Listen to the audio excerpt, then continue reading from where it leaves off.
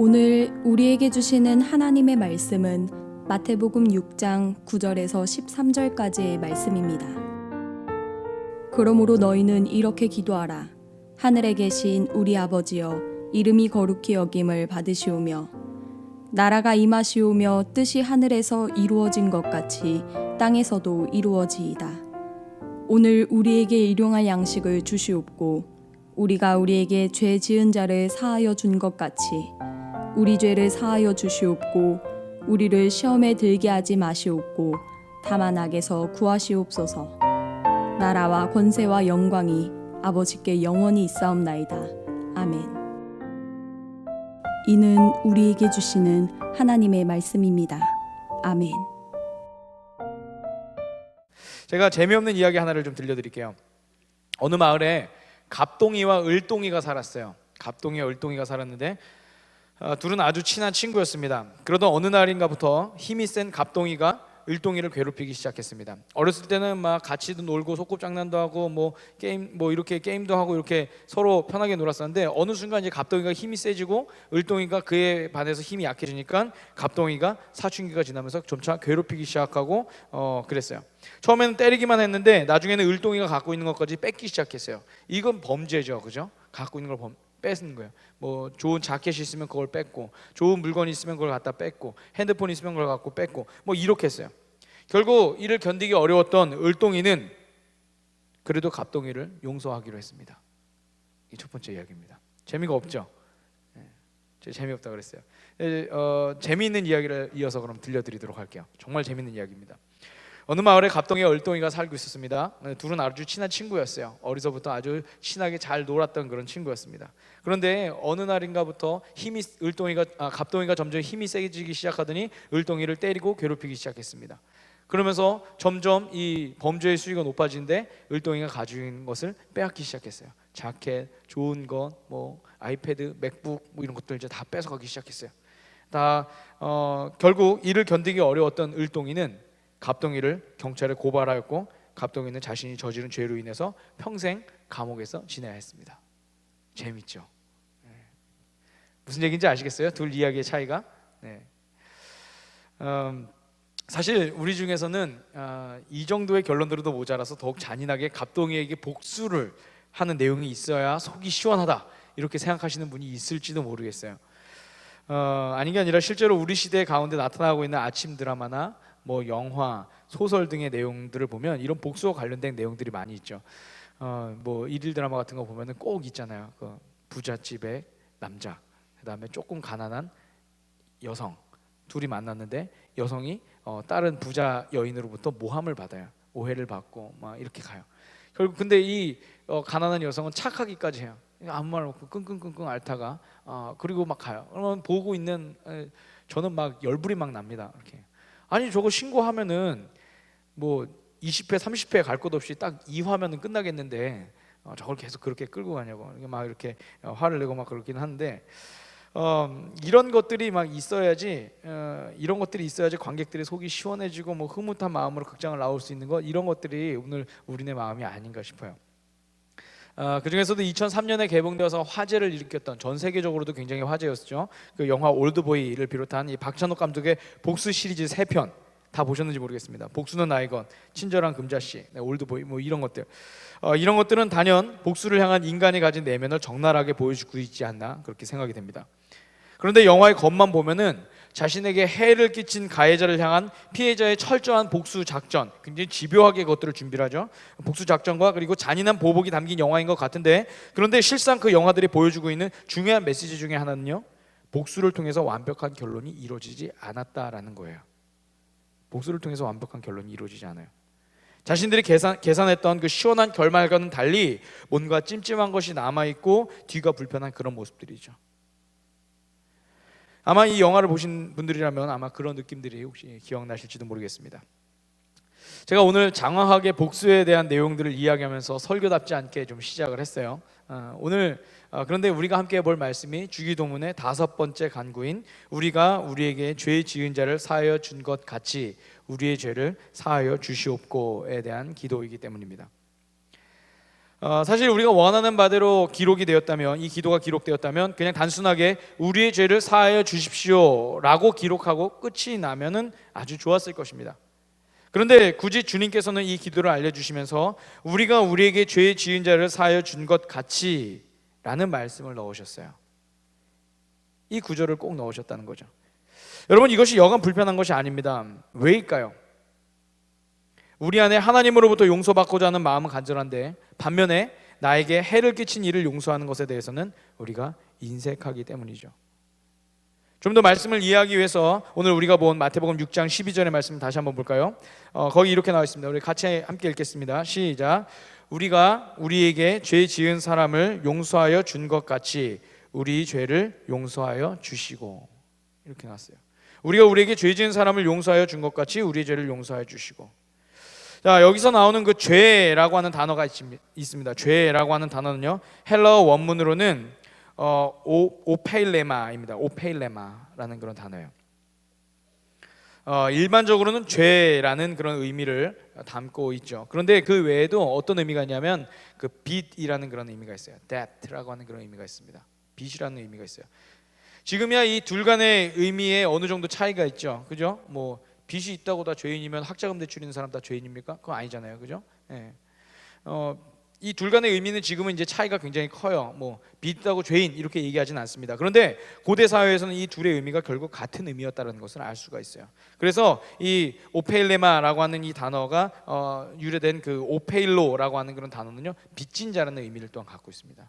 같은 계열인 거예요. 빚, 죄 같다라는 거죠. 빚이 있다는 것은 곧 죄가 있다는 말이다라는 것입니다. 그래서 실제로 신약 성경의 다른 번역본들에서는 오늘 우리가 읽은 이 구절을요, 이렇게도 해석을 합니다. 우리가 우리에게 빚진 사람의 빚을 없애준 것 같이 우리의 빚을 없애주시고 라고 이렇게 기록을 했어요. 굉장히 다른 접근이 가능하죠. 자, 그렇다면 예수님께서는 이 기도를 통해서 우리에게 무엇을 가르쳐주고 싶으셨던 것일까요? 그것은 바로 하나님 나라에서 일어나야 할 일들에 대한 것이었습니다. 또 다른 말로는 하나님께서 원하시는 것이라고도 할 수 있겠죠. 이미 앞선 시간에서부터 우리가 계속해서 나누고 있는 내용의 연장이라고도 볼 수 있습니다. 그렇게 본다면 이 기도가 지향하고 있는 하나님 나라의 가치관은 보다 명확해집니다. 그것은 뭐예요? 바로 빚이 없어지는 것. 그것은 바로 빚이 없어지는 거예요. 다른 말로 하면 자유롭게 되는 것, 묶인 것이 없어지는 것, 그리고 마음이 홀가분해지는 것. 이것이 예수님의 기도를 통해서 우리가 깨달을 수 있는 그런 주님의 마음이라는 거죠. 조금은 추상적이게 다가올 수 있는 이 개념을 이해하기 위해서 우리는 하나님께서 얼마나 빚을 청산하고 싶으신지를 우리가 한번 살펴봐야 할 것입니다. 우리 함께 레위기 25장 54절과 55절의 말씀 읽겠습니다. 시작. 위에서 말한 여러 방법 가운데 어느 하나로도 풀려날 길이 없다 하더라도 희년이 되면 그는 풀려날 수 있다. 자기만이 아니라 자식들도 그와 함께 풀려난다. 이스라엘 자손은 나에게 속한 나의 품꾼이기 때문이다. 그들은 내가 이집트 땅에서 이끌어낸 나의 품꾼이다. 내가 주 너희의 하나님이다. 아멘. 레위기 25장 8절 이하는요, 우리에게는 약간은 생소한 그 희념, 영어로는 이제 주빌리입니다. 그리고 히브리어로는 그 요벨 샤네라고 이렇게 읽는데, 그 희년이라고 하는 그런 개념을 우리 가운데 말하고 있어요. 희년은요 매년 7년마다 돌아오는 그 안식년 있죠. 안식년이란 말은 여러분 들어보셨죠? 그 안식년, 뭐 교수님들이 가끔 쉬기도 하고 이러잖아요. 그 안식년을 7번 보낸 다음 해 77에 49 하고서 그 다음 해 50번째 되는 해를 희년 이렇게 이야기를 합니다. 그리고 이때 일어나는 가장 중요한 일은 뭐냐면 모든 빚이 없어지는 거예요. 모든 빚이 싹 없어지는 거예요. 쉽게 말하면 그동안 빚 때문에 차압당했던 자신의 땅도 돌려받고요. 그리고 빚 때문에 남의 집 머슴살이를 했던 그 신분도 다 다시 회복되고, 그리고 빚 때문에 빼앗겼던 담보물들도 다 원래대로 찾을 수 있게 되는 것이죠. 이게 희년에 일어나는 일이에요. 물론 자신의 빚을 갚기까지 꼭 50년을 기다려야 했던 것은 아니었습니다. 그 전에도 빚을 갚을 방법이 있으면 언제든 그들은 이제 빚을 갚고 이전의 상태로 회복할 수는 있었어요. 성경에도 이 부분에 대해서는 이야기를 하고 있습니다. 그런데 그럴 상황이 도저히 안 되는 경우가 있죠. 너무 가난하거나 도저히 뭐 그 일을 해서 할 수가 없는 그런 상황. 그렇게 될 때는 조금 전에 읽은 말씀처럼 희년이 되어서 모든 것들로부터 자유롭게 될 수 있다는 것입니다. 아무 조건 없이 말이죠. 아무 조건 없이. 이게 희년이 오늘 우리 가운데 주고 있는 그런 중요한 의미예요. 우리나라도 있으면 좋겠죠. 네. 자, 그렇다면 왜 하나님은 이런 희년 규정을 이스라엘 백성들에게 정하셨던 것일까요? 빚이 없는 세상, 이것이 바로 하나님의 나라의 본 모습이기 때문입니다. 다시 말씀드릴게요. 빚이 없는 세상, 이것이 하나님의 나라의 본 모습이에요. 하나님의 나라는 빚이 없는 거예요.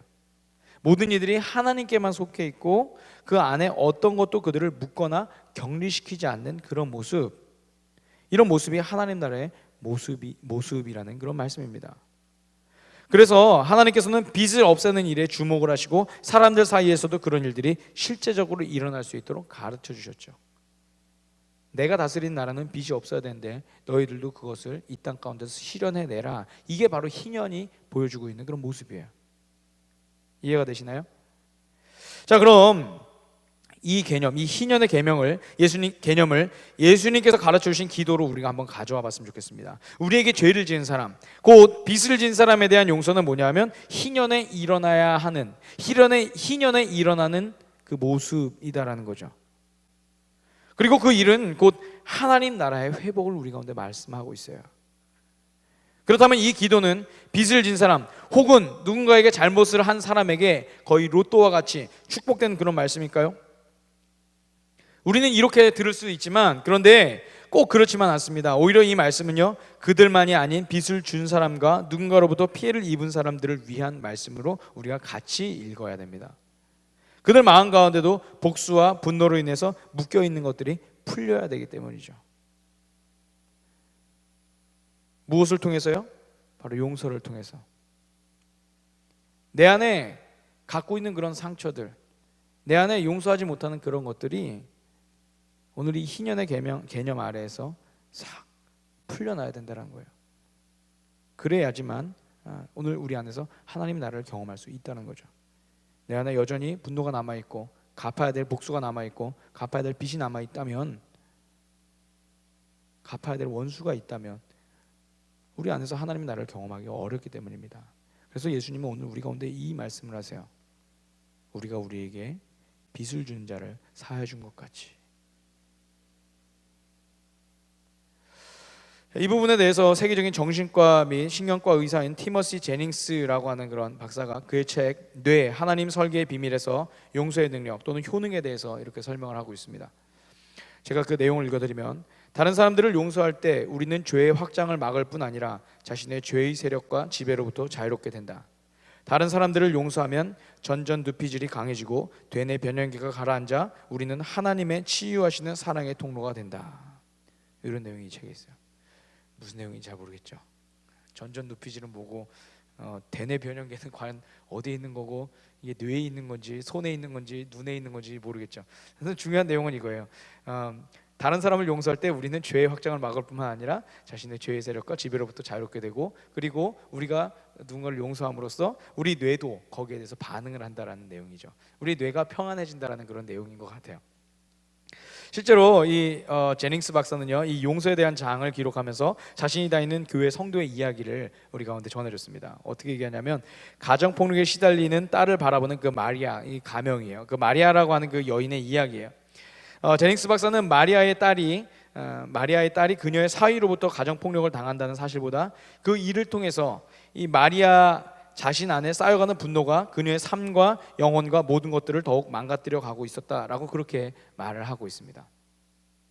사위가 자기 딸을 때린다는 그 사실, 그것 때문에 망가진 것이 아니라 그 사위를 바라보는 그 분노 때문에 자신의 영혼과 삶이 망가졌다라는 거예요. 날마다 그녀는 자신의 생각 속에서 딸을 괴롭히는 나쁜 사위에게 복수하는 그런 상상을 하는 거죠. 끔찍한 그런 상상들도 아마 그녀가 했을 것입니다. 그리고 그런 상상들이 그녀가 갖고 있던 신앙과 잘못 접합되어서 자신이 믿는 하나님을 복수의 신으로까지 둔갑시킵니다. 하나님께서 그 사위에게 나타나셔서 그 사위를 처단을 하시는 거죠. 하나님 복수의 신인 거예요. 그것이 정의다라고 하면서 결국 이 모든 것들을 통해서 제닝스 박사는 마리아 안에 있던 하나님을 갈망하는 그녀의 선한 영혼이 힘을 잃고 하나님의 선하심마저도 놓치게 됨을 그 책을 통해서 이야기하고 있습니다. 우리 안에 있는 그 복수에 대한 그런 감정들이 하나님을 마땅히 찾아야 하는 그런 선한 감정들을 놓치게 한다는 거죠. 사랑하는 여러분, 이것이 비단 이 책 안에서만의 이야기겠습니까? 우리도 눈만 조금 돌리면 마리아와 같이 우리 안에 잠재된 분노와 해결되지 않은 빚들로 인해서 그런 반응들을 보이지 않나요? 우리의 마음 같아서는 하나님께서 나를 조금만 더 지지해 주시고 그리고 나를 위해 싸워주시면 세상이 참으로 정의로워지고 내 삶이 평안해질 것이다 라고 그렇게 생각할 수 있습니다. 그런데 오늘 주님은 우리에게 너무도 선명하게 이렇게 기도를 가르쳐 주세요. 그런 것들이 아니라 우리가 우리에게 죄 지은 사람을 용서해 준 것 같이, 이렇게 말씀하세요. 우리가 우리에게 죄 지은 사람을 용서해 준 것 같이. 예수님께서 말씀하시는 용서에 대한 말씀은 사실 이곳에서만 나오는 것은 아니었습니다. 주기도문의 말씀 바로 뒤에 나오는 그 마태복음 6장 14절에서 15절의 그 말씀에서도 예수님은 다른 사람에 대한 용서를 다시 한번 강조하고 계세요. 그리고 뿐만 아니라 마태복음 5장 23절과 24절에서도 예수님께서는 하나님께 예배하기 이전에 이미 우리들 마음 가운데 품고 있는 원한이 있다면 그것들을 온전히 화해하고 돌아와서 하나님께 예물을 드리라 라고 그렇게 말씀을 하시죠. 예수님께서는 그 용서에 대해서 굉장히 많은 관심을 갖고 계셨다는 거예요. 이렇게 짧은 구절 안에서 여러 번 이야기를 하셨다는 것. 사랑하는 여러분, 그런데 이 말씀은 이론으로는 우리가 받아들일 수 있어도 사실 우리 삶 가운데서 받아들이기 굉장히 어려운 그런 말씀입니다. 성경의 어느 구절보다도 문자 그대로 받아들이고 싶지 않은 그런 구절이죠. 그런데 애석하게도 오늘 주님은 너무도 선명하고 분명한 어조로 이 말씀을 우리 가운데 하셨다는 거예요. 그냥 지나가는 말로 하신 게 아니에요. 야, 이거 진짜 어려운 건데 그냥 알고만 있어, 이렇게 말씀하신 게 아니에요. 그렇게 하라라고 이렇게 말씀하세요. 하나님의 용서의 이야기 안에 우리의 용서에 대한 이야기도 들어갈 수 있도록 예수님이 그렇게 말씀하셨다는 거죠. 다른 말로 풀이하면은 오늘 우리의 삶에 희년이 이루어지고 있는 것에 대해서 주님께서 말씀하고 있는 거예요. 모두가 기뻐할 수 있는 그 해, 그날에 대해서 예수님이 말씀하고 있어요. 바로 이것이 주님의 5번째 기도가 우리에게 보여주고 있는 그런 내용입니다. 물론 여러분, 오해하지 말 것은 하나님께서 우리가 이웃들을 용서하는지 안 하는지를 보시고 난 뒤에 당신의 구원 이야기를 우리 가운데 보여주신 것은 아니에요. 만일 그랬다면 주님은 십자가를 지시기 전에 우리 한 사람 한 사람들의 이름을 쭉 보고서 서로를 다 용서했는지를 확인하신 뒤에 그 다음에 십자가에 달려 죽으셨겠죠. 근데 예수님 그렇게 하지 않으세요. 아주 다행히도 주님께서는 하나님의 용서라는 큰 그림 안에 우리가 감당해야 할 아주 작은 점과 같은 일들에 대해서 말씀을 하고 계세요. 하나님의 큰 그림 안에 우리가 해야 할 몫은 아주 작은 점과 같은 거예요. 그리고 그것에 대해서 이런 비유로 설명하세요. 바로 마태복음 18장 21절 이하에 나오는 용서할 줄 모르는 종에 대한 이야기입니다. 이미 들어보신 분들도 아마 있을 겁니다. 제가 그래도 내용을 말씀드리면 이래요. 어떤 왕에게 1만 달란트를 빚진 사람이 있었습니다. 한 달란트의 가치가 보통 노동자의 15년치 품삯이라고 합니다. 그 당시에 15년치 품삯이라고 하면 대략 하루 일당을 여러분 10만 원 정도로 잡을게요. 10만 원으로 잡고 1년 중 일하는 날짜를 300일 정도만 잡아도요, 계산 아직 안 되시죠? 15년 정도면 4억 5천만 원이에요. 한 달란트면 4억 5천만 원이에요. 굉장히 큰 돈이죠. 4억 5천만 원. 안 놀라시는 거 보니까 갖고 계신가 본데요. 오늘 주머니에 넣어 갖고 오신 분도 계신 것 같아요. 저는 굉장히 놀랐는데 거기에 근데 이게 끝이 아니잖아요. 1만 달란트 빚졌으니까 4억 5천만 원에다가 1만 달란트를 곱하면 얼마가 될까요? 4조 5천억이에요. 4조 5천억. 여기도 안 놀라시네. 4조 5천억이 이르는 굉장히 큰 돈입니다. 가난한 노동자가 여러분 이 돈을 갚는다라고 한다면 어떨까요? 4조 5천억을 갚는다. 얼핏 머리로 계산해도 이게 답이 안 나오는 거 아니겠습니까? 방법은 딱 하나예요. 안 먹고 오래 살든지. 이 방법밖에 없어요. 그죠? 안 먹고 오래 살면 가능합니다. 그런데 그의 사정을 딱하게 여긴 이 왕이 이 많은 빚을 한순간에 다 없애줘 버려요. 4조 5천억이나 되는 그 큰 비용을 싹 없애줘 버려요. 기쁘겠죠. 이 사람이 너무나 기쁘고 감격해서 그리고 감사하면서 집으로 돌아옵니다. 그런데 이 사람은 집으로 돌아오던 중에 자신에게 100데나리온을 빚진 친구를 만납니다. 단위가 달라졌어요. 데나리온으로 바뀌어졌어요. 그리고 이 사람과 실랑이를 벌입니다. 돈 갚으라고 말이죠. 다시 이해를 듣기 위해서 제가 설명을 해드리면 한 데나리온은 노동자의 하루치 품삯이에요. 그러니까 즉 하루치 품삯을 10만 원으로 하면 100데나리온은 대략 1,000만 원 정도 되는 돈이에요. 뭐 듣기에 따라서는 이게 큰 돈이다 뭐 이렇게도 얘기할 수 있는데 그런데 여러분 생각해 보세요. 자신이 조금 전에 탕감받은 돈이 얼마입니까? 4조 5천억이잖아요. 4조 5천억에 비하면 이 1,000만 원 되는 이 돈은 그냥 점 하나 이렇게 보일까 말까 한 그 정도죠, 그죠? 아주 작은, 굉장히 보잘것없는 그 정도의 금액이에요. 그런데 이 사람이 집으로 돌아가다가 이 1,000만 원 갚지 못한 이 친구를 멱살을 잡습니다. 그리고 돈 내놔라 그러죠. 막 흔들고 그러죠. 그러니까 이 딱한 친구가 내가 도저히 아직은 갚을 능력이 없는데 조금만 기다려달라 그러니까, 이놈아 너는 지금 그런 말을 어떻게 그렇게 하냐 그러면서 이 사람을 데리다가 이제 경찰서에 집어넣었어요. 근데 이 사실을 알고 있는 다른 사람들이, 4조 5천억이나 탕감된 것을 아는 다른 사람들이 이 사실에 대해서 왕에게 이야기하죠. 결국 이 문제를 용서하지 못한 이 사람은 자신이 탕감받았던 엄청난 빚을 다시 지게 되었다. 이게 예수님의 그 이야기입니다. 굉장히 안타까운 결론이죠. 앞서 말씀드린 것처럼 하나님의 거대한 용서의 그 그림 안에서 이 사람이 점 하나만 이렇게 탁 잘 찍었어도 아름답게 끝날 이야기가, 그것까지 것 하나 해결하지 못해서 불행한 결론으로 마쳤다는 그런 이야기. 이랬으면 참 좋을 것 같아요. 4조 5천억 탕감받은 이 사람이 집으로 돌아가다가 1,000만 원 빚진 사람을 만나면, 야 친구야, 내가 오늘 너무나 기쁜 일이 있는데 나도 용서받았으니 나도 너를 용서할게 하고서 서로 끌어안고, 그리고 돈 조금 있으면 가서 맛있는 거 먹고 화해하고 그리고 끝을 냈으면 너무너무 좋은 이야기죠. 근데 이 점이 안 찍힌 거예요. 점이 안 찍혀서 불행한 이야기로 마쳤습니다. 본인은 희년을 경험했지만 스스로의 삶에서는 희년을 실천하지 못했던 이 한 사람의 이야기를 예수님이 우리 가운데 안타깝게 전해줬죠. 이야기로만 전해줬을까요? 그런 사람들이 있다라고 말씀하신 거예요. 그런 사람들이 여전히 있다 이거죠. 오늘 우리의 모습도 마찬가지 아닙니까? 우리의 모든 죄값을 탕감하시고 우리 안에 희년을 선포하신 하나님 앞에서 이제 너희들은 묶인 것이 없다, 내가 모든 것을 다 용서했어, 너희들은 이제 나에게 다가오기만 하면 돼, 너희들 앞에, 나와 너희 앞에 더 이상 걸릴 것이 없어, 이렇게 말씀하신 거 하나님 앞에서 우리는 그런 것에 아랑곳하지 않고 지금도 이웃과의 잘잘못을 따지고 있으니 말입니다. 우리 안에도 묵혀두고 있는 빚이 있는 거죠. 하나님 보시기에 얼마나 여러분 이것이 안타까운 일일까요? 하나님 보시기에 이것이 얼마나 속상한 일일까요? 사랑하는 여러분, 사실 오늘 제가 굉장히 길게 오늘 설교를 했지만 오늘 설교는 굉장히 형편없는 설교나 다름없습니다. 제가 준비를 하면서도 계속 그런 느낌이 들었어요. 왜냐하면 오늘 말씀에 대해서 그냥 이렇게 길게 장황하게 갈 것도 없이 설교 초반부에 말씀을 읽고서 제가 이렇게 얘기하면 끝나는 겁니다. 오늘 우리의 마음 가운데 담고 있는 미워하는 이들이나 해를 끼친 이들이나 원수들이 있다면, 원수와 같은 이들이 있다면 우리가 이들을 용서합시다 라고 얘기하고서 마쳤으면 될 일인데, 굳이 장황하게 제가 이런저런 이야기를 막 꺼내놨어요. 근데 왜 제가 이런 이야기를 꺼내놨어야 될까요? 제 안에 우리가 우리에게 죄 지은 자를 용서해 주는 일이 어렵게만 느껴지고 실제로도 잘 되지 않았기 때문에 저에게도 이 말씀이 굉장히 어렵고 힘든 그런 말씀이기 때문에 우리 안에 용서의 마음을 갖는 것이 그만큼 어렵다는 이야기죠. 이러한 원인에 대해서 앞서 소개한 이 제닝스 박사는요, 이렇게 이야기합니다. 우리의 영혼이 용서를 통해서 살아나야 하는데 우리 안에 있는 잘못된 정의 의식이 복수를 갈망하는 모습으로 나타났고, 그것이 결국 우리의 영혼을 짓눌렀기 때문이다. 그렇게 설명합니다. 우리가 용서를 하지 못하는 그 이유는요, 우리 안에 잘못된 정의 의식이 복수를 갈망하는 모습으로 그려진다라는 거예요.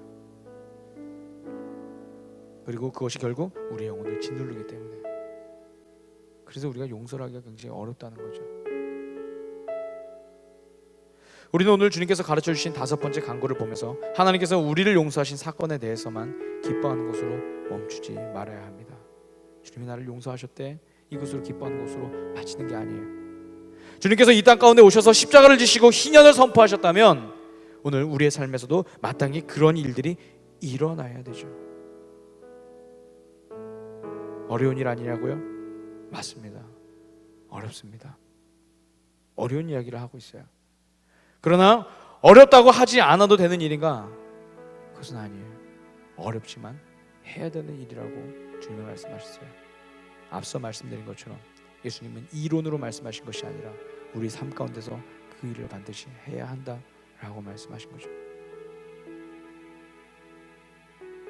하나님께서는 당신께서 제정하신 그 희년의 기쁨이 예수 그리스도의 십자가에서만 멈추지 않고 오늘 우리의 삶을 통해서도 계속해서 나타나길 원하십니다. 오늘 이 순간, 이 시간 여러분 마음 가운데 걸리는 그 한 사람이 있을지 모르겠습니다. 어떤 친구일 수도 있고요, 어떤 직장의 어떤 한 사람일 수도 있고요, 아니면 여러분 안에 어떤 분들은 가족일 수도 있어요. 여러 다양한 분야에서 내가 아직도 용서하지 못한 그런 부분들이 있을 수 있겠죠. 의지로 용서할 수 없습니다.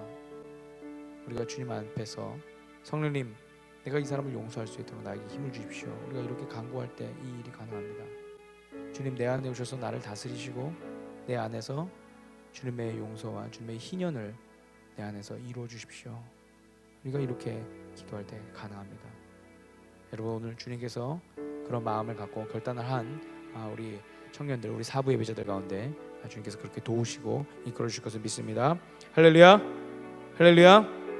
네, 우리 주님의 도우심을 우리가 갈망하면서 우리 찬양하고 우리가 믿음으로 결단하고 주님 앞에 나아갑시다.